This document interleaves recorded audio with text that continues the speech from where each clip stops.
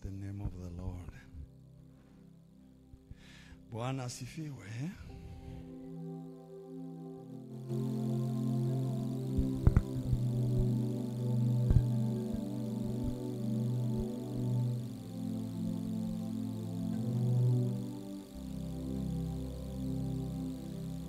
Ni siku yetu nyingine tena ya baraka, siku ya leo.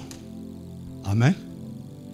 Ya kuwa tukae katika uwepo huu na kuweza kusikiliza maneno ya Mungu ambayo maandiko yanasema neno la Mungu lina nguvu, tena lina uhai, tena na ukali kuliko upanga uwao katao kuwili. Amen. Kwa namna moja au nyingine nitengeneze njia fulani itakayotusaidia. Tuko siku za mwisho, kama jana nilivyosema kwamba mwana wa Adamu atakapokuja atakuta imani ulimwenguni, watu watakuwa na imani. Amen. Imani, hebu sema imani. Hilo ni eneo gumu ambalo nalihisi lina vipengele vya kujifunza na kuweza kuvijua, kwa sababu tunaishi kwenye nyakati ambazo kila mtu anasema anaamini, lakini tunakuta kuamini kwake na vile maandiko yanavyoongea imani inakuwa ni ngumu kuweza huyo mtu kupokea alichosema anaamini. Kuna kuamini ambapo kunampa mtu haki, kuna kuamini ambako kunamfanya mtu anaitwa mwana wa Mungu, kuna kuamini ambako kunamfanya mtu anaingia mbinguni. Amen. Yaani ile swala la mbingu linakuwa kwake alipo katika dhiki ya kuingia kwa tabu, kwa sababu channel iliyompingiza ndani ya ile neno imani alipokea kwa namna kitofauti, kama unavyoona urais wa yule mwizi pale msalabani. Mnamkumbuka alivyomkiri Yesu tu akamwambia tu, tafadhali Bwana unikumbuke utakapoingia katika ufalme wako. Lakini alimgeukia yule muovu mwenzake akamwambia, wewe, je, mimi na wewe hatukustahili tupate adhabu hii kwa sababu ya mambo tumeyatenda? Lakini huyu hakutenda neno lolote linalomstahili kufa au adhabu. Alihubiri injili kwa huyu mwingine. Amen. Alafu aligeukia nguvu ya wokovu inayofanya kazi kwenye pointi ya kwanza ya kuokoa. Ilikuwa ni majira ya mtu wa kwanza anayeingia kwenye ufalme wa Mungu au anaingia mbinguni kwa kuamini. Wengi katika siku za leo tutamkuta yule mtu alitangulia. Yule bwana alikuwa ndo namba moja. Bwana asifiwe. Yesu hajafa. Kumbuka Yesu hajafa. Ni tofauti na sisi ambayo tunamwamini akishakufa na kufufuka. Bali yule aliyeko msalabani bado Yesu hajafa. Pana ugumu, anaingia kwenye imani ya wakati wa Agano la Kale au anaingia katika imani ya Agano Jipya. Mnanielewa hilo Sasa malipo ya wokovu au ya covenant ya wokovu yalipokuwa yanamalizia kuandikiwa pale msalabani, yalianza na yule mtu. Kabla ya kifo na ufufuo, sisi tunaambiwa hivi, atakayeamini ya kwamba Mungu alimfufua kutoka kwa wafu ataokoka. Huyu hayupo kwenye eneo la kuona ufufuo wa Kristo, lakini alikuwepo kwenye eneo la kuona ufalme wake. Mnanielewa eh? Bwana asifiwe. Kwa hiyo kuna utofauti kati ya viwango vya kuelewa imani. Huyu bwana anaingia, na sisi hapa tunahubiriwa, yeye hakuhubiriwa, ila aliyaelewa makosa na adhabu aliyostahili. Amen. Akauelewa uhalisia wa kufa kwa Yesu, sio kwa sababu ya makosa yake. Amen. Alielewa ile na akautambua uungu wa ufalme alionao. Kile kiwango ni kikubwa katika viwango vikubwa ambavyo sifikirii kama tunaweza tukapata mtu wa viwango hivyo katika generation tulionayo leo. Wote tuna viwango vya kumhubiri Yesu baada ya kufufuka, lakini bado tuna mashaka ya kuwa tutaweza kuingia katika ufalme wake. Assurance ya huyu mtu anaambiwa hivi na Yesu. Aligeuza kichwa Yesu akamtazama akamwambia, leo hii takuwa pamoja na wewe paradiso. Hiyo ni bora kuliko mtu angelikupa New York. Amen. Ni eneo watu wengi wa dunia hawataweza kuipata. Lakini kiwango cha huyo mtu, mimi na wewe leo tuna kiwango kipi? Okay, kuna kiwango cha kuingia katika ufalme wa Mungu kwa kumwamini Yesu kuwa ni Bwana na Mwokozi. Amen. Anaambiwa Nikodemo, ukiamini ukazaliwa mara ya pili taingia. Nikodemo anaongea kwa kuwa ni mwalimu, yawezekanaje mtu akazaliwa mara ya pili? Amen. Kwa hiyo uwezo wake kulielewa lile neno la kuzaliwa kwa Nikodemo lilikuwa ni gumu. Ili kuingia, ili kuwa mwana, ili kuzaliwa kuwa mrithi wa uungu wa Mungu. Nikodemo ambaye alikuwa ni msomi na anamwamini Yesu, lakini katika kile kiwango somo lilikuwa ni gumu. Tunaenda sawa sawa eh? Na somo la imani ni gumu mpaka leo, japo linafanya kazi kwa 99% kuhubiriwa, ambapo Paulo alisema hata wengine wanahubiri kwa sababu ya matumbo, wengine kwa ajili ya fitina. Lakini vyote injili inafanya nini? Yule anayehubiri sio tija, yule anayesikia. Kwa mfano, kila mhubiri anaweza kukuhubiria habari za Yesu, lakini yeye mwenyewe anaweza siingie. Maandiko yameandika kwamba kuna watu wataingiza wengine, lakini wao hawataingia. So, tunaona hiyo eh? Sasa wewe unayesikia ukaelewa huyu mhubiri anachohubiri, unaweza ukaenda katika viwango vya hali ya juu sana kuliko mhubiri mwenyewe ambaye yeye naye haingii.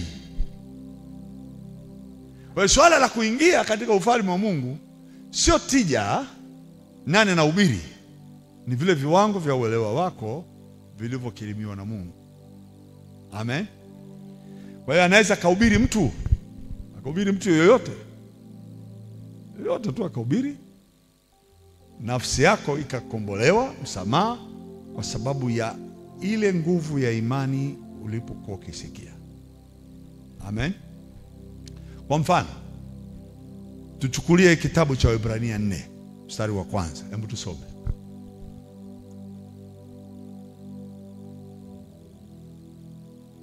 Waebrania 4 mstari wa kwanza. Basi ikiwa ikaliko ahadi ya kuingia katika raha yake, na tuogope mmoja wenu asije akaonekana ameikosa. Maana ni kweli sisi nasi tumehubiriwa habari njema vile vile kama hao. Halo? Lakini neno lile lilosikiwa halikuwafaa hao, kwa sababu halikuchanganyika na imani ndani yao waliosikia. Maana sisi tulioamini tunaingia katika raha ile, kama vile alivyosema, kama nilivyoapa kwa hasira yangu, hawataingia rahani mwangu. Sura 3 mstari wa mwisho, sikiliza. Basi twaona ya kuwa hawakuweza kuingia kwa sababu ya kutokuamini kwao. Mstari wa 19. Twaona hawakuweza kuingia kwa sababu ya kutokuamini kwao. Kwa hiyo hapa tunaenda vipi? Tunawarudia wana wa Israeli. Amen. Tunawarudia wana wa Israeli kuambiwa hawa jamaa walihubiriwa habari njema vile vile kama sisi tunavyohubiriwa. Lakini habari zile walizozisikia wana wa Israeli walipotoka nchi ya Misri, zile habari walizohubiriwa hazikuwafaa wao, kwa sababu hazikuchanganyika na imani ndani yao wakati wanasikia. Amen. Tunaenda sawa eh?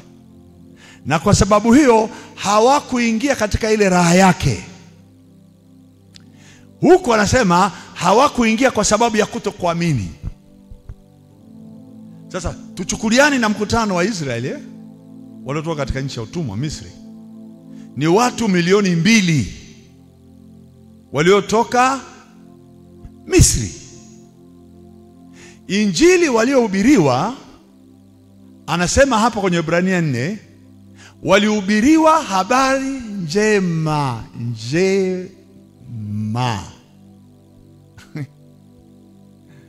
Tunaenda sawa eh? Walihubiriwa habari.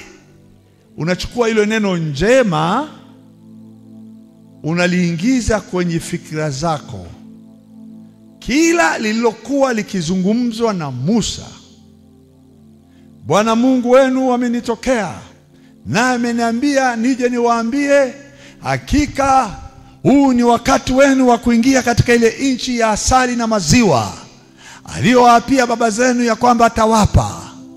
Na hata hao wa Misri hawana nguvu ya kuwashikilia tena, ili mradi mkiamini tutafika kwenye ile nchi ya ahadi, nasi tutaimiliki nchi ile. Walishangilia, walifurahia, walipiga vigelegele na makofi, wakatoka nchi ya Misri, wakavuka bahari, wakaenda mpaka kwenye ardhi ya nchi ya ahadi. Haikuwa na mwezi mmoja walifika. Tunaenda sawa? Walifika. Kitendo cha kufika, badala waingie kutawala, kosa likaanza. Tutume wazee, mashaka yakaanza. Tutume watu walio wa kila kabila, waliojaa hekima na busara, waende kuipeleleza nchi, kisha waje watuletee habari. Haukuwa mpango wa Mungu. Mashaka. Tunaenda sawa? Mashaka.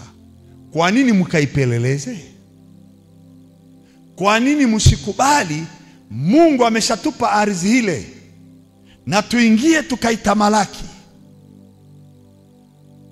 Wenyeji wa nchi ile, hata kama watakuwa ni wakubwa kuliko sisi, maadamu Mungu ameshasema ile nchi ametupa, twendeni tukaitamalaki. Wao wakasema tutume wapelelezi watuletee habari. Je, ile nchi ikoje? Na wenyeji wa ile nchi wakoje? Mashaka. Mashaka yale yalianzia wapi? Na Musa. Tunaenda sasa watu wa Mungu. Jamani, ndio maana Musa na Haruni wote kama viongozi wakubwa hawakuingia katika ile nchi. Hawakuingia kuitamalaki ile nchi. Walifia njiani. Musa aliambiwa iangalie hiyo nchi lakini uingii.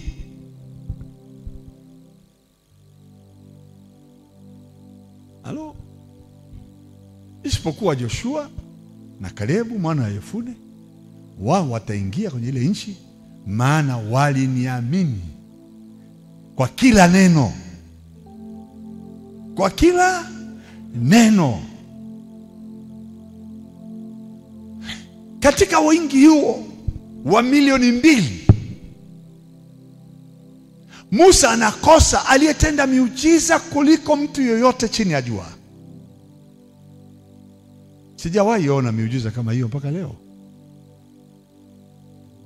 Farao alikuwa zaidi ya Donald Trump wa Marekani. Nguvu ya Farao ilifananishwa na nguvu ya ufalme wa kishetani uliokuwa na uwezo mkubwa kutawala watu kwa hofu na wasiweze kujitoa. Lakini Musa alitumika na Mungu, alitangaza habari, alihubiri, alitenda miujiza, lakini hiyo nchi aliyokuwa ameibeba moyoni mwake kwamba anaenda kuingia, aliipoteza mbele yake. Kwa hiyo swala la imani ni swala la kuzingatia kuliko kitu chochote. Kwenye hisia, fikira, akili, mawazo tulionayo, wingi wa maneno kwa kuyasikia na mambo kwa kuyaona yasikuvunje moyo. Sauti za kila aina ya viumbe vinavyokuja kwenye fahamu zako, ili mradi tu wamegeuza nafsi yako kukutoa katika neno, wakikufaulu kurudi tena kwenye njia iliyo sawa, itachukua muda sana. Kwa mfano, miaka 1996 niliwahi kuwa na appointment ya kwenda kwenye mji mmoja kule Marekani unaitwa Washington, Seattle. Na mahali nilikuwa naishi sehemu inaitwa Billings, Montana, nyumbani.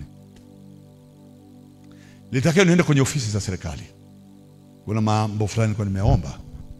Kwa hiyo Montana hawawezi, lazima ni drive gari, na miaka hiyo hakuna GPS. Hakuna vifaa vya elektroniki vitakavyokuongoza kielektroniki ufike. Kwa hiyo inabidi utembee na lidaftari likubwa la ramani. Nikaiona mimi sio mzoefu wa kuendesha kwenye majiji makubwa. Mimi ni mzoefu wa kuendesha kwenye vijiji kama Kisongo, lakini ukinipeleka mjini tu unaniua. Maana Montana ni kama kijiji. Washington kule usifanye mchezo.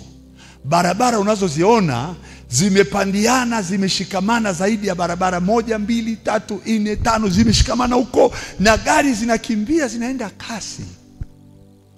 Niliongea na baba mzazi, nikamwambia, dadi, lazima uende na mimi.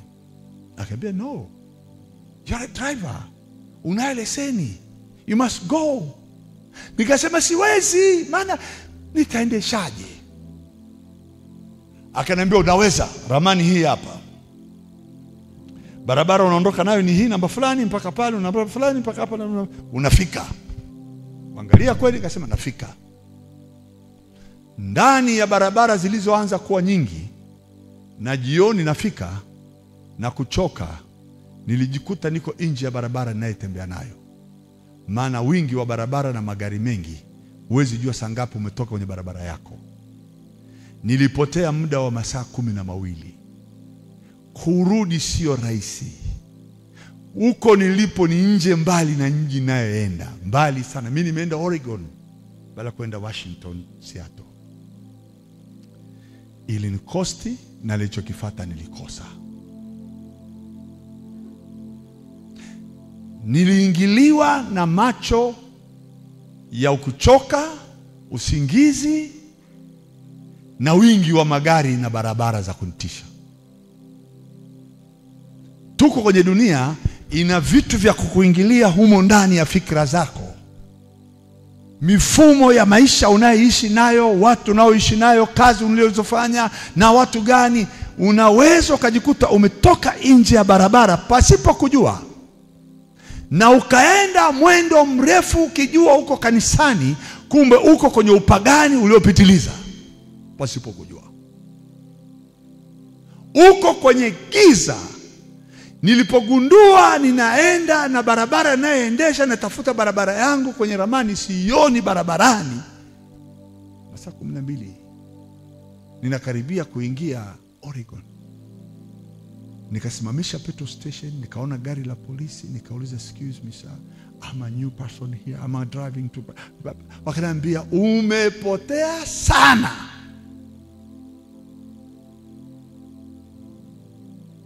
Ilinikosti na nikapoteza appointment. Na hakuna simu za mkononi. Useme nitapiga simu, nitawaambia nimekosa kufika kwa sababu 1, 2, 3. Simu zote ni za mezani. Simu za mkononi hazijaja. Kwa hiyo nikamisi everything. Nikajiona sasa mimi ni waovyo. Nilikuwa na tumaini, lile tumaini likaisha. Moyo wangu kavunjika. Huko nilipokuwa nakwenda sikufika, nimepotea. Ramani ninayo, gari ninalo, pesa ya kuweka mafuta ninayo, hela ya kula na kulala ninayo, lakini kufika napofika sikufika. Tuko kwenye ulimwengu imani. Ikikusaidia ukajua Kristo ni nani. Amen. Haleluya. Ndio maana nimemwona yule mwizi wa kwenye msalaba, gai Bwana sio kawaida. Potelea mbali, ni mwizi na ameshtakiwa na amehukumiwa katiwa hatiani, lazima awawe. Lakini alipokuja kwenye swala la kiroho akiwa msalabani, jamaa alifaulu. Jamaa alitoboa. Jamaa aliingia mbinguni. Sisi sadaka tunatoa, sakramenti tunakula, na ubatizo umepewa, lakini unaweza kujikuta umemiss. Umeenda kwenye mlango ambao sio wenyewe. Na sadaka umetoa mahali isiyostahili. Na ubatizo umeenda kuingia mahali isiyostahili. Umechomokea mlango mwingine. Na unasema unaamini, na unasema naenda mbinguni, kumbe uko kwa jirani. Siku mahali unapostahili. Naomba Mungu hivi atupe uwezo wa kujua Kristo. Amen. Haleluya. Alivyokuja, kwa sababu wokovu wake uko kwa jinsi alivyokuja na uko kwa jinsi alivyomaliza. Wokovu uko hapo. Amen. Sema amen, amen. Sikiliza tena lugha nyingine inayozungumza.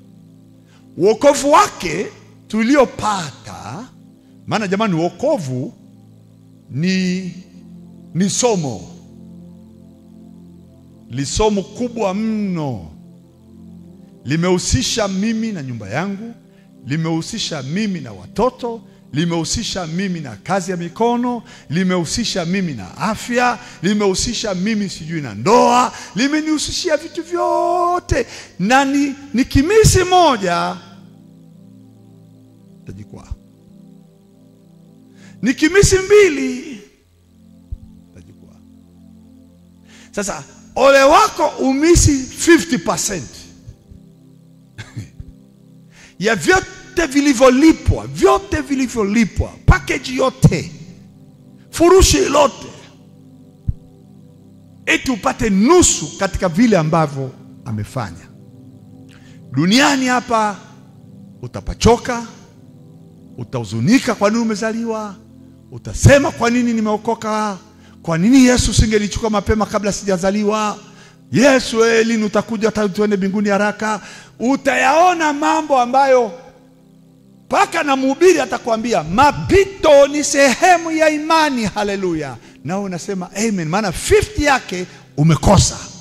Kwa hiyo utabidi ukubaliane na mhubiri 50 yake aliyemhubiri naye amechoka, anaweza kawa amekosa 70 ya baraka zake. Mhubiri anaweza kakosa hata 90, anajua tu ameenda Bible school. ana cheti cha Biblia,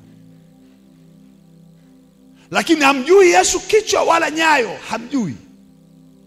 Anaijua Biblia, amememorize maandiko, anajua kuimba zaburi, anajua kuimba nyimbo zote za vitabu, lakini hamjui Yesu kuanzia kichwa mpaka nyayo. Na wahubiri hao huwezi ukawagundua eti kwa sababu unajua yule mhubiri bwana, nimefurahia mahubiri yake sana. Mahubiri yanatengenezwa, ukienda chuo cha Biblia unafundishwa jinsi ya kuandaa somo. Hata mvuta bangi anaweza kukuhubiri ukafikiri ni mhubiri mzuri sana, maana ni masomo unafundishwa. Na anaweza katunga hotuba mpaka unasema oh man. Lakini huyu anayemhubiri hayupo, hata unywele wake haujui anayemhubiri huyo Yesu. Sasa huyo mhubiri anaweza kukufikisha mbinguni by force, ukaingia. Tunaelewana eh? Lakini yeye mhubiri ufanya nini? Haingii. Sio mimi nasema. Yesu alisema hivi, siku zile, neno moja la ajabu sana. Mfungua kitabu cha Mathayo sura ya 5.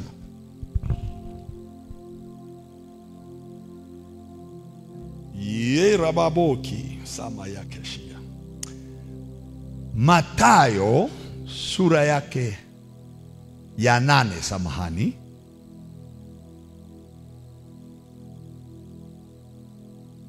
Haleluya. Nianze mstari wa 5. 8 Mathayo, Mateos chapter 8, Mateos.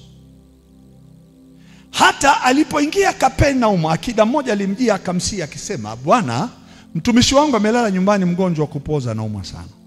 Yesu akamwambia, nitakuja nimponye. Tunaona hiyo lugha eh?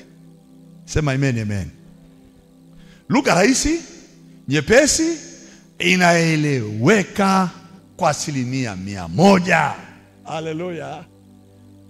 Wangapi wameiona lugha ilivyo rahisi? Nitakuja. Yani ana haja ya Yesu, amemtafuta, amempata, na amemweleza hitaji, na hitaji lenyewe anasema mgonjwa amepoza, anaumwa sana, amelala nyumbani. Namba moja, amempata anayeweza kuponya. Amen. Tunaenda sawa eh? Namba 2, kamweleza haja nzito. Na Yesu anajijua anaweza kuponya. Akajibu, nitakuja nimponye. Lugha rahisi. Very nice. Unaipenda hata mwenyewe. Nitakuja. Alafu anasema nimponye. Kwa hiyo uhakika wa kuponywa mgonjwa upo. Si sawa? Uhakika ya kwamba huyu ni mkweli upo. Huwezi ukambishia. Haleluya. Huyu hajawahi kusema uongo, wala uongo haumo ndani yake. Kwa hiyo kusema nitakuja ni jambo la kweli, kusema nitaponya ni jambo la kweli. Na shida niliyoitaka nimpate, shida niliyopata nimwambie, na amenitikia. Lakini angalia sasa ufahamu. Amen. Angalia kitu kinachoitwa ufahamu wa imani. Tunaenda sawa eh? Pata hii lugha. Ufahamu wa mtu huyu umepita 90% ya sisi wanadamu wengine tuliomwamini Yesu. Yani, kama nilikuwa ni mtu anaenda kwenye mtihani, amepata 100+.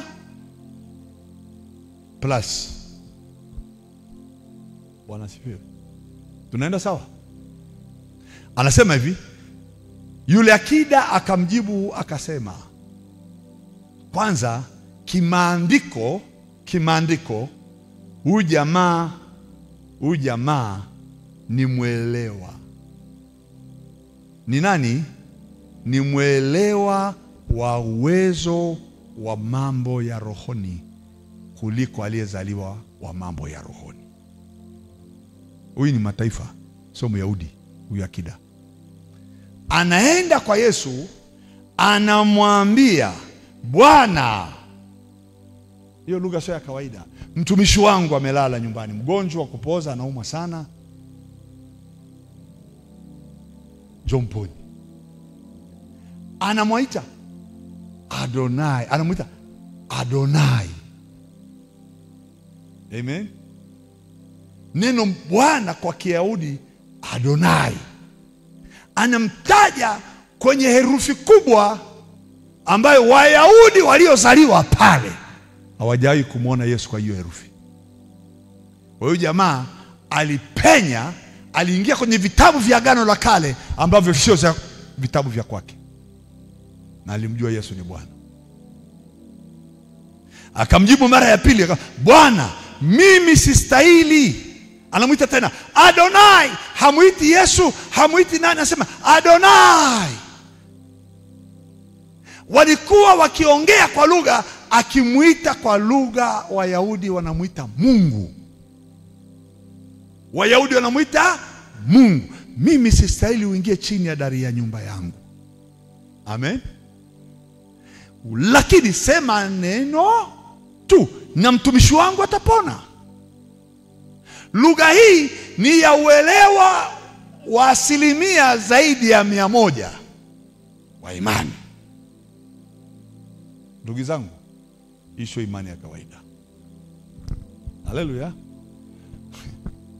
Tukipelekwa kwenye mitihani, mimi na wewe na huyu mtu tunafeli. Takuonyesha mahali tunafeli. Sio mimi nasema, Biblia inasema. Akamwambia Yesu, sikiliza, msomi huyu wa elimu ya kiroho kuliko Mkristo. Tunaenda sawa eh? Kwa maana mimi nami ni mtu niliyewekwa chini ya mamlaka, mwenye askari chini yangu, nikimwambia huyu nenda uende, na huyu njoo, na huyu huja, na mtumwa wangu fanya. Yani, anamweleza Yesu uwezo wa uungu ulionao hauko kwenye wakati wa kibinadamu, hauko kwenye matamko ya kibinadamu.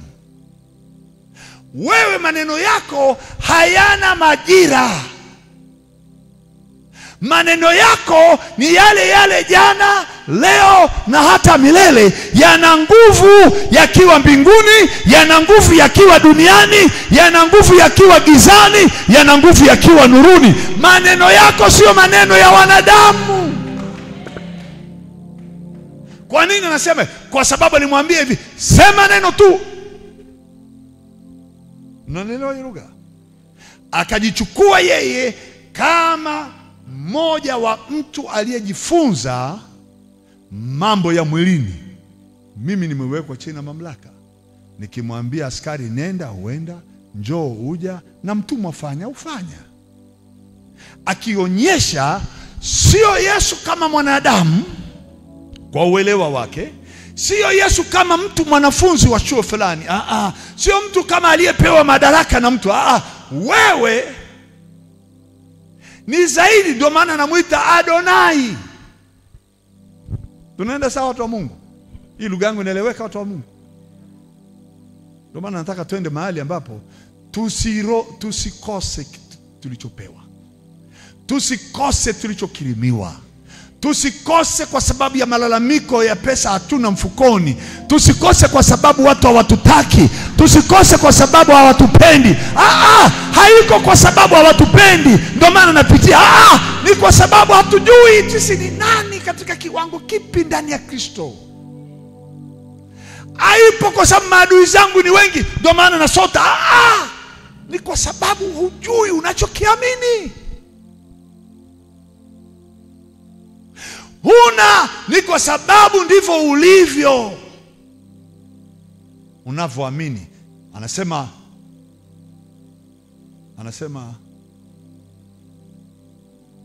kila aliye na masikio ya kusikia.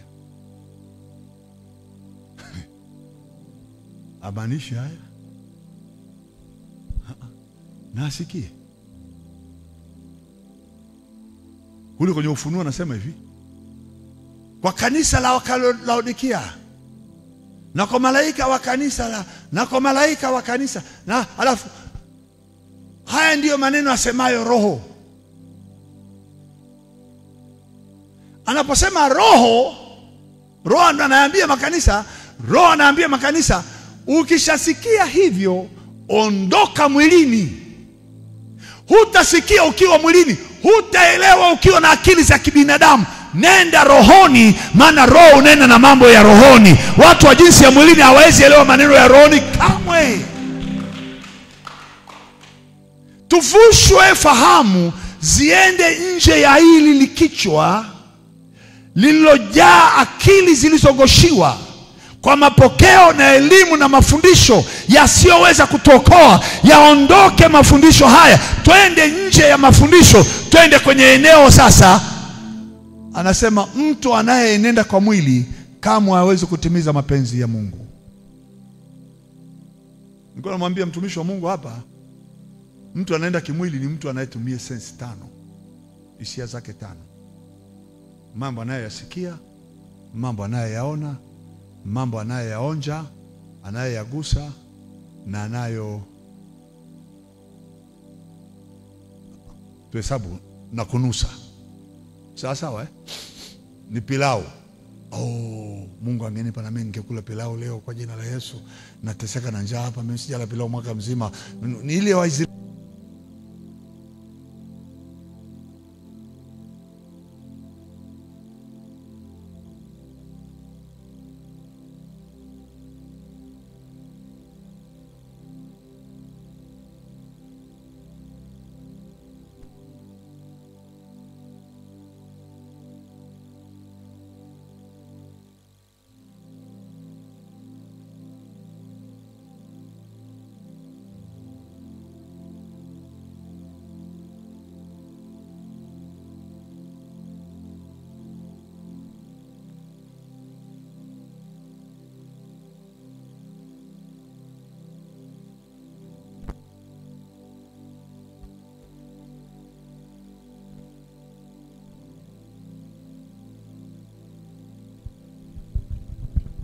Amen.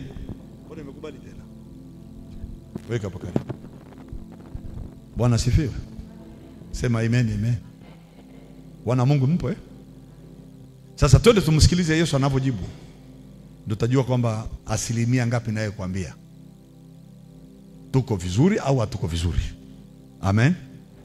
Kabla tujaenda kujibu swali lenyewe, ombi lake lilijibiwa.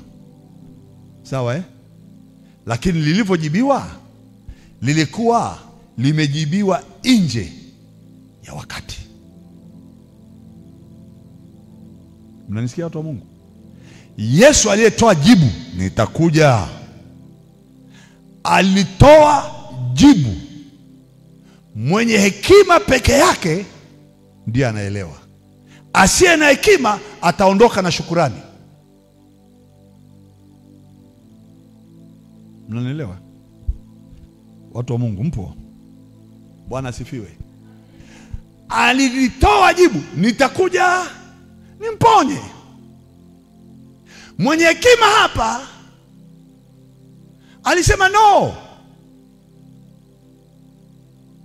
Swala la wewe kuja ni swala lilopitwa, halipo kwenye wakati huu, haliko sasa. Kipindi cha wewe kusubiri uje hakipo tena. Watu wa Mungu mnanielewa? Huo muda wa wewe kungojewa, walikungojea watu wakafa. Mimi na wewe tuko hapa, sio tena kuna muda mwingine. Nimekupata. Majibu yangu ni kwa sababu upo hapa. Tumalizane. Masuala ya kesho mimi siyangoji, masuala ya mwaka kesho mimi siyasubiri. Huyu bwana aliyoko nyumbani sitaki nimuone anaendelea kukohoa wakati wewe uko hapa. Malizana naye kule nyumbani ukiwa hapa. Maneno yako yana uwezo. Maadamu waliokusubiri wakikungojea lini utakuja, hata umekuja hawakukuona. Mimi nimekuona. Mimi nimekupata. Majibu yangu mimi na wewe sio ya kesho. Tumalizane dakika hii. Mimi niende kwenye shughuli zingine, lakini yule jamaa kule nyumbani asilale akiumwa. Sio tu kufa, asilale akiumwa. Dakika hii malizana na yule jamaa. Yesu akamwangalia yule bwana akasema hivi. Mnanisikia nyewe watu wa Mungu? Aliposikia hayo Yesu alistaajabu, akawaambia wale waliomfuata, amen nawaambieni. Ameweka kiapo Yesu. Mnanisikia Amen nawaambieni. Kwanza ameonyesha Yesu mshangao na hisia ya kumpa hali ya kushtushwa.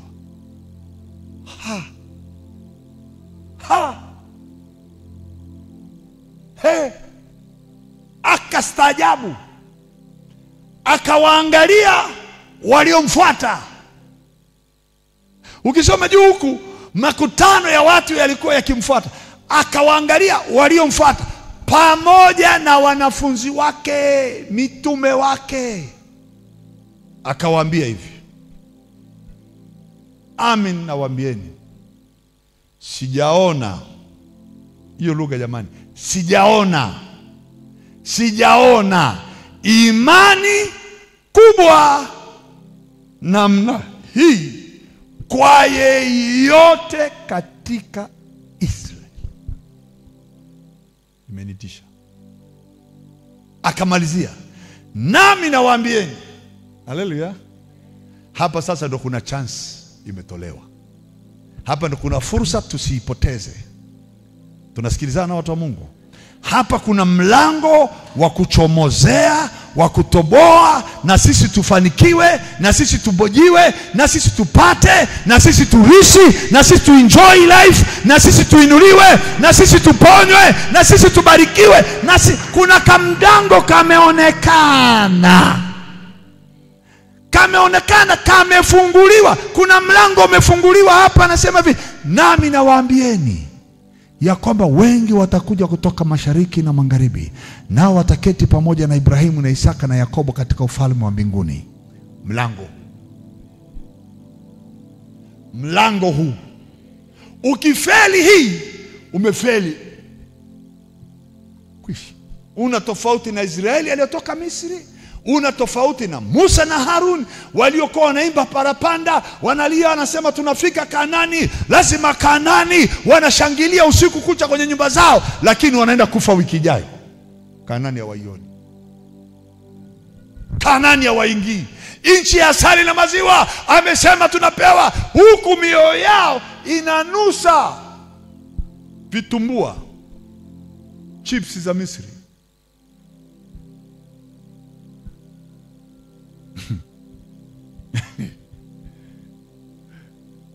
Kuna wanaume tu wawili, akili zao hazikuharibiwa na Misri, wala hawako yaogopa majitu yaliyokuwa katika nchi ya Kanani.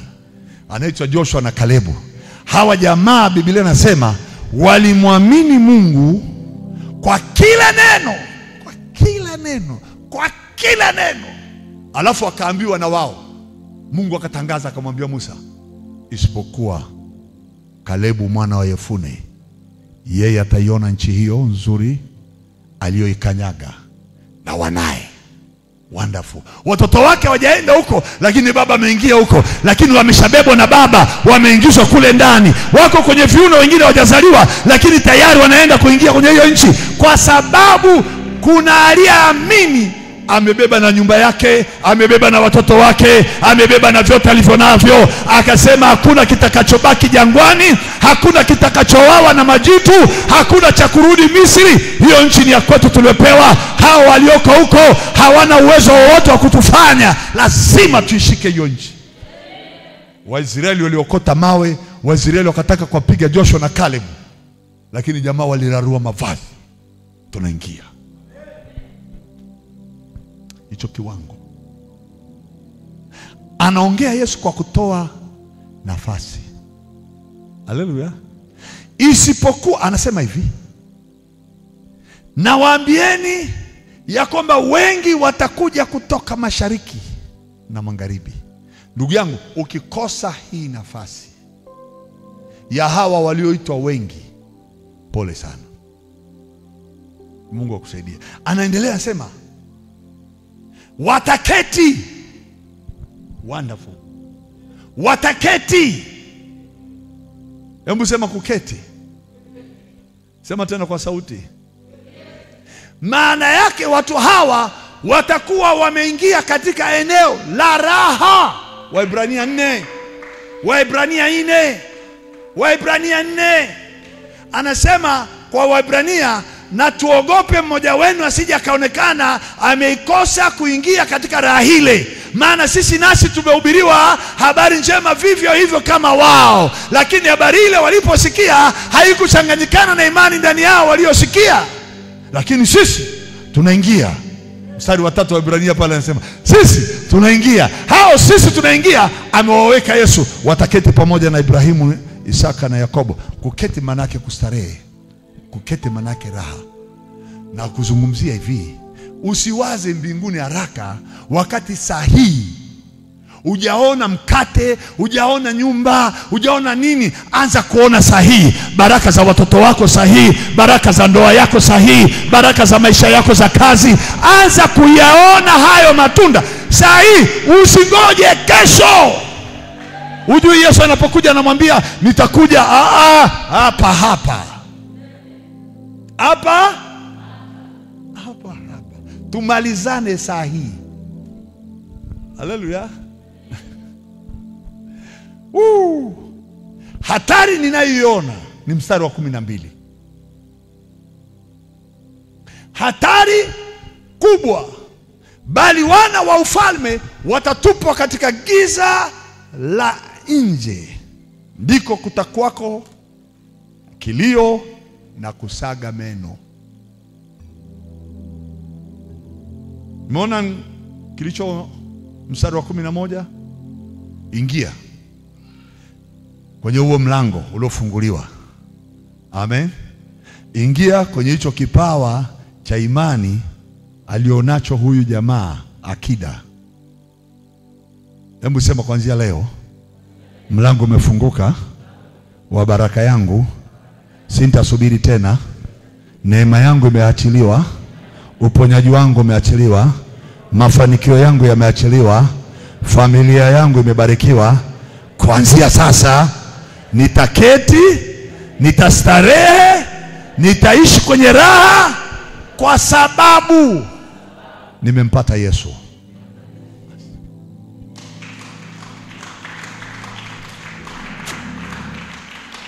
Tunaenda kwa wana wa ufalme. Wana wa ufalme watatupwa nje. Ufalme wameletewa, hawauoni ufalme. Ufalme wamepewa, hawauoni ufalme. Nakupa mfano wake. Nakupa mfano wake. Nimeshawahi kusema hapa. Wana wawili, mmoja mkubwa mmoja mdogo. Mdogo akamwendea baba yake akamwambia nipe mali zinazoniangukia. Baba yake akampa. Mtoto hana ufalme lakini ana mali inayomwangukia. Unanielewa? Urithi wa mfalme ni wa mtoto mkubwa. Mtoto akajua mimi sina ufalme hapa. Tunaenda sawa sawa. Sema amen amen. Anajua mtoto mkubwa, mzaliwa wa kwanza, ndiye anayeandikwa kwa jina la baba. Kwa hiyo mali zitakapogawiwa za ufalme wa baba, mimi sina. Lakini ninacho kile ninachopewa kutoka kwa baba ambacho ni haki yangu, kama mali tu ya kawaida, ambaye baba hawezi kuninyima. Akaona sasa nitaendelea kudumu katika nyumba ya baba yangu wakati najua kesho ufalme sio wa kwangu, ni ufalme wa kaka yangu. Baba, sikiliza. Mimi naelewa kwenye orodha ya watoto wako mimi ni mdogo. Nipe kinachoniangukia. Baba kaona wow. Kweli jamaa kaamua mapema. Lakini baba hakumnyima. Ameamua mapema. Hakuwa katika nafasi ya kuambiwa ondoka, lakini alipopewa akasema mimi naenda zangu. Mwana mkubwa hakumzuia mdogo wake. Akamwambia, bwana mdogo, sikiliza. Umepewa na baba lakini kaa hapa. Hakumwambia, maana alijua kwanza huyu ataniletea nuksi akibaki. Acha kwenye ufalme wangu hata sitaki akae, maana atanisumbua. Acha ondoke. Yeye hajamwambia baba nipe ufalme wangu. Sawa Kanyamaza kimya, na mdogo wake amepewa kanyamaza. Ila alijua mdogo wake amefanya nini? Alijua. Biblia inasema kule mbele, ila huyu mwana wako aliyekula mali zako na makahaba. Alijua. Amen. Na walikaa kwenye meza wakati wanakula na baba kila siku. Baba anasema, bwana mdogo wako umejua yuko wapi? Mimi nitajua wapi? Kwani mimi ni mlinzi wa ndugu yangu? Yeye ameenda kutumia mali zako. Na alijua amekula na makahaba. Alijua. Angeliweza kusema twende nimtafute, hakutaka. Maana siwezi kumruhusu aje kwenye nyumba ya baba yangu wakati kilichobaki hapa ni cha kwangu. Lakini hakuwahi kusema nipe. Yule mdogo kaenda kapiga yote kamaliza. Haleluya. Kamaliza. Tunaenda sambamba Alipomaliza akatafuta kazi. Akakuta hana kazi. Hajaenda VETA. Ameenda chuo kikuu lakini hana uwezo wa kufanya kazi kwa mikono, lakini anayo elimu ya nadharia, lakini hajaenda kwenye elimu ya practical. Atapata kazi wapi? Anatembea na VETA, anaomba nini? Akaambiwa, hii mambo ndugu yangu, elimu yako ndogo, kalishe nguruwe na huko ndio utalisha na utakula huko. Akaona hiyo pia ni kazi. Akaenda kujilisha na nguruwe. Na Biblia nasema alipokuwa karibu ya njaa ya kifo, anakula na kulisha nguruwe. Biblia nasema akili zikamjia. Akajisemea mwenyewe, ni watumwa wangapi katika nyumba ya baba yangu wanakula na kusaza, nami nakufa hapa kwa njaa. Nitainuka, nitarudi kwa nyumba ya baba yangu, nami nitamwambia, baba, nimekosea, sistahili kuwa mwanao, nifanye kuwa hata mtumwa. Akili ile akaikariri vizuri. Utaigundua wakati anaenda kukutana na baba yake anavyomwambia. Aliandika sijui, alikariri sijui unajua, sijui kama nyie mlipokuwa wadogo mnatumwa na mama kwenda dukani. Kalete chumvi, sukari, kama nani yule kwenye mtandao wa kijamii yule anaambiwa Mwakila. Anasema ndio mjomba. Nimekutuma nini? Akasema umenituma chumvi na nini, lakini ile 500 ya chumvi na ile 500 ya sukari nimezichanganya zote, sasa sijui ipi ni ya sukari, ipi ni ya chumvi. Anaitwa Mwakila, anaitwa manani sijui. Mwagila Bwakila sijui. Sasa anaenda barabarani anasema chumvi kilo 1, sukari kilo 2, sukari mchele sijui. Asisahau. Kwa hiyo jamaa alijikaririsha maombi yake aende kwa baba, asikosee neno hata. Mnanielewa hiyo lugha Aliporudiwa na akili, akatengeneza lugha ya kuongea na baba. Ni kiwango cha kuwa masikini kama mtumwa kwenye nyumba ya baba, ili mradi nitakula, nitasaza na nitafanya kazi. Hoja yake ikakubalika. Akatembea, akarudi kwa baba yake. Biblia inasema hivi, babaye akamuona tokea mbali, akamfuata, akamkumbatia, akambusu sana, Akaita watumwa wake akasema, leteni vazi lililo bora, mvalisheni kiatu mguuni, leteni na pete. Wakati mwana anaanza ongea, baba, mimi sistahili, najua nimekukosea. Baba alijua hizi ni lugha ulizokuwa umezitengeneza, ni nzuri, lakini wewe ni mwana, huwezi kuwa mtumwa. Amen. Bado ile eneo uliokuwa unalifikiria ni dogo, mimi silioni, ninaliona eneo kubwa. Hakumpa mali, akampa ufalme, akampa utawala, akampa umiliki, akampa mamlaka. Mwanae aliye mkubwa hakuwepo wakati ndugu yake anakuja. Alikuwa shamba. Biblia inasema naye alipokuwa akirudi kutoka shamba, akasikia sauti za kelele na machezo. Akaita mmoja wa watumwa wa nyumba ya baba yake, akamuuliza, kuna nini leo katika nyumba ya baba yangu? Akaambiwa, ndugu yako fulani amekuja na baba yako amemchinjia.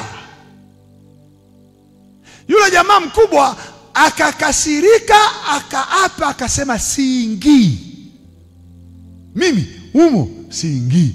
Kwenye hiyo raha siingii. Kwenye hiyo sherehe siingii. Kwenye huo mchele na ubwabwa siingii. Kwenye hayo machezo, furaha siingii. Akaweka mgomo, akakaa nje. Mtumwa akaenda ndani, akamwambia baba, jamaa amegoma. Jamaa, mwana wako mkubwa amegoma. Baba akatoka, akamfuata mkubwa, akamwambia, mwanangu, mbona uingii kwenye raha? Akamwambia, nitaingiaje? Huyu mwanao aliyekula mali zako na makaaba amerudi, umemchinjia, umempa kila kitu. Mimi. Baba akamwambia, mwanangu, tena namwambia kabisa, baba, mimi nimekutumikia miaka yote hii. Akili yake iliishi kitumwa kwenye nyumba ya ufalme. Hakuwa na uwezo wa kufikiri kifalme, aliishi kitumwa. Akamwambia, baba, si nimekutumikia miaka mingapi? Huku nipa na mimi nifanye furaha. Baba akamwambia, mwanangu, umekuwa pamoja na mimi siku zote, na vyote nilivyo navyo ni vyako. Hukuwa na haja mimi uniambie, ulikuwa ni wewe tu useme. Story kaishia hapo. Jamaa ameachwa nje, kagoma. Hawa ndio wana wa ufalme, wanatupwa nje kwenye kilio na kusaga meno. Sio kutupwa jehanamu, wanatupwa hapa kwenye mitaa. Wanatupwa tu kwenye vichochoro vya mji. Unakuta saizi anatembea mahali, hajui atakula wapi, ataishije, huyo. Na watu wana ibada hapa hawapo. Wanatupwa hapo kwenye mahangaiko, wanazurura, wanarudi nyumbani, hata mkate wanafikiria kuupata hawajui upata. Wakati humu ndani watu wanarithishwa ufalme, watu wanapewa utawala, watu wanapewa mamlaka, yeye yuko kwenye changamoto za maisha bado. Ni wale ambao mbegu ilipoanguka, mpanzi alipopanda, iliwaangukia kwenye miiba na masumbufu ya maisha na mahangaiko ya kila siku.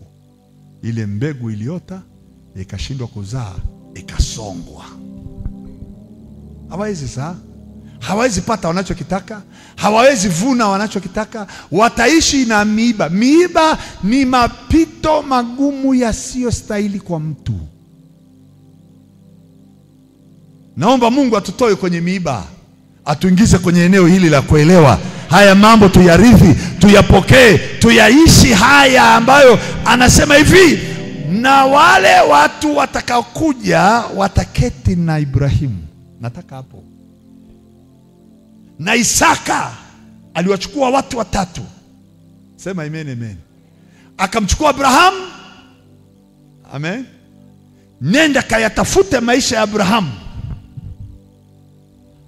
Hata Lutu ndugu yake aliliona bonde, akalingangania, mimi bwana hapa. Abraham akamwambia, chagua. Mimi najua aliye ndani yangu ni mbora kuliko mali zilizoko kwenye bonde hili.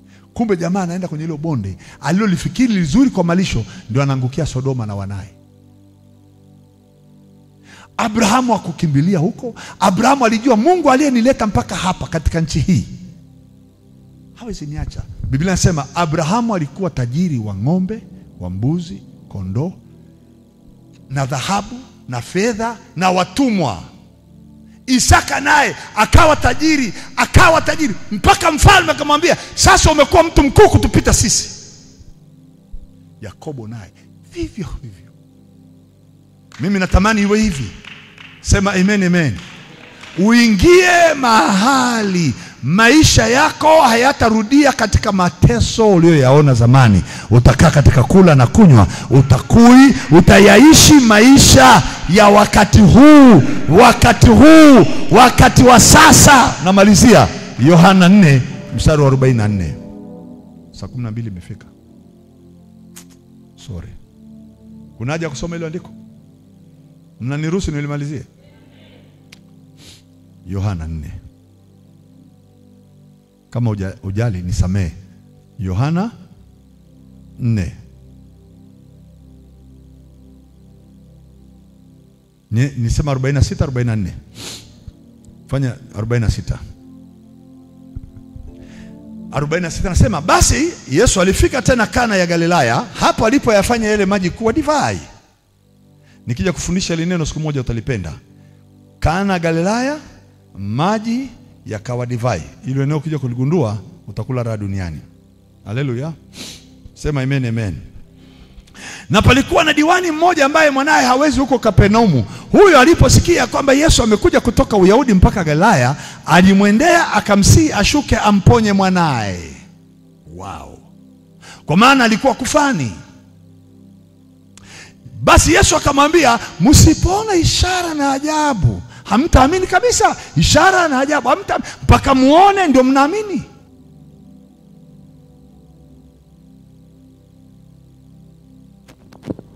Akaushinda. Amen. Haleluya. Jamani, tunaelewana hapa Yule wa kwanza anaitwa diwani, anaitwa akida. Huyu wa pili anaitwa diwani. Hao ni watu wawili tofauti. Yule aliambiwa hivi, nitakuja nimponye. Jibu zuri, lakini lilikuwa lina majaribu au na mtego. Maadamu alikuwa yupo na ameshampata, alikuwa anaona kuja lini tena. Alishinda ule mtihani. Huyu naye anaambiwa, msipoona ishara na maajabu hamtaamini kabisa. Jamaa akamjibu Yesu akamwambia, tafadhali Bwana Adonai, ushuke asijakufa mwanangu. Yesu akamjibu in simple way, kwa lugha rahisi sana, nenda, mwanao yu hai. Wow. Na yule mtu akasadiki lile neno aliloambiwa na Yesu, naye akashika njia. Hakuna mashaka. Macho hayajamuona mwanae kwamba amepona, wala hajamgusa kupima homa imeondoka. Alisadiki akashika njia akaondoka. Biblia inasema hivi, naye alipokuwa akishuka, watumwa wake wakamlaki wakisema ya kwamba mtoto wake yu hai. Basi akawauliza habari ya saa alipoanza kuwa hajambo. Nao wakamwambia, jana saa 7. Jana saa 7 homa ilimwacha. Basi babaye akafahamu ya kuwa ni saa ile ile aliyoambiwa mwanao yu hai. Tunaenda sawa sawa? Sema amen, amen.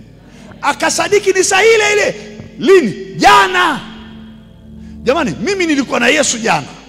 Nilimtafuta, nimempata. Nimemweleza shida ya nyumbani. Jana akaniambia mimi nahangaika na kutafuta ishara na maajabu. Nikamwambia hapana, shida yangu mwanangu apone asife. Yeye akanijibu, nenda, mwanao yu hai. Nikaamini saa hiyo hiyo. Sikutaka kurudi nyumbani saa hiyo. Nikashika njia nikaelekea kwenye shughuli. Nimepita kwenye mambo yangu, giza limenikuta, nimeshindwa kufika nyumbani. Nimeamka asubuhi, nimerudi nyumbani, niko njiani narudi nyumbani, nakutana na watumwa wanaambia, baba, usihangaike, mwanao yu hai. Anawauliza, saa ngapi amekuwa ajabu? Jana bwana. Tulikuwa pale pembeni ya kitanda, tunamwangalia yule mtoto, anaweza kafa sahihi au vipi? Dokta yuko pale, sisi tuko pale, tunazidi, tunakaa, tunamwangalia, tunaangalia saa ngapi utakuja. Saa 7 ilipofika, tulimwona kijana amenyanyuka.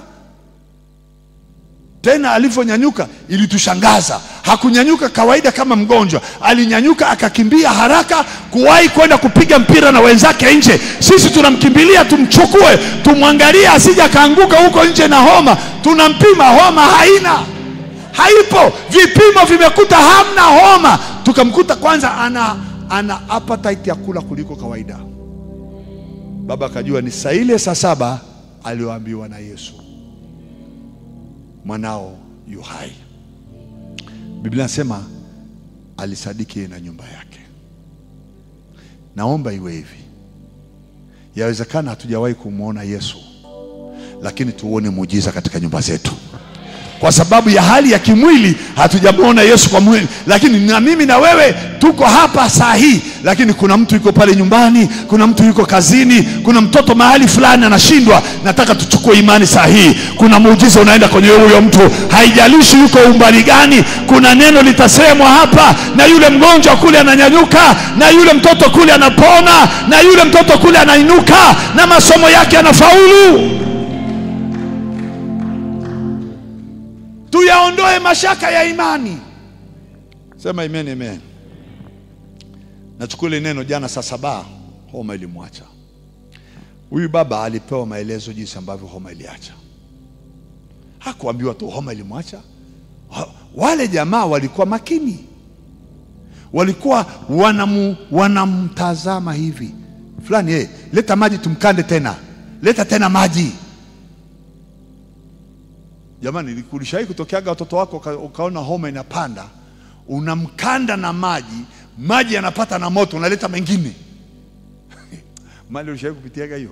Janja ulishawahi kupitiaga hiyo? Unakanda mtoto, unampigia paka dokta, homa imezidi kupanda, anamwambia itapoa. Umwamini dokta, homa imepanda. Wacha nikwambie hivi, kuna muujiza kwenye neno la leo. Kuna mahali, kuna mji, kuna nyumba, kuna ugonjwa, kuna shida mahali, lakini kuna neno sahihi linatoka, linaenda huko na huko lilipotakiwa lifike. Halitaondoka hapo, lazima lifanye muujiza, lazima lifanye ishara, lazima maajabu yatokee, lazima uponyaji utokee, lazima afya itokee, lazima kazi itokee, lazima ndoa iponywe, lazima afya itokee. Yeye ni yeye yule jana, leo. Simama twende tumshukuru Mungu. Nyanyua mkono na mnaisema asante Yesu, neno lako limenitangulia. Hata na sasa limeenda katika nyumba, limeenda kwenye kazi, limeenda kwenye afya, limeenda kwa watoto, limeenda kwenye ndoa, limeenda kwa maadui zangu, limeenda kwa wanaonichukia. Hawataniweza tena. Neno lako ni uponyaji, neno lako ni afya, neno lako ni mafanikio, neno lako ni roho. Tangu sasa napokea katika jina lako Yesu, amen. Pigia Yesu makofi. Huo kuna muujiza kwa huyo anayetamani muujiza wake. Kuna baraka kwa huyo anayengojea zile baraka zipo na wewe sahihi. Kuna neema ipo pale katika jina la Yesu. Amen and amen and amen. Memaliza. Mungu abariki. Kama una matoleo yako ya kawaida kila siku, usisite kutoa. Twende tumtumikie Mungu pamoja. Amen.